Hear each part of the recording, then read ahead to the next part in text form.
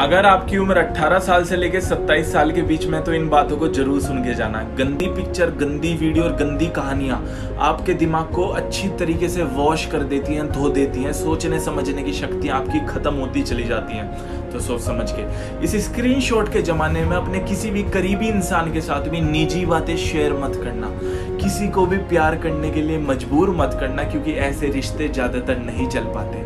हमेशा छोटे छोटे पल को जीना सीखे, आनंद लेना सीखे, क्योंकि ये टाइम आपका दोबारा वापस नहीं आएगा।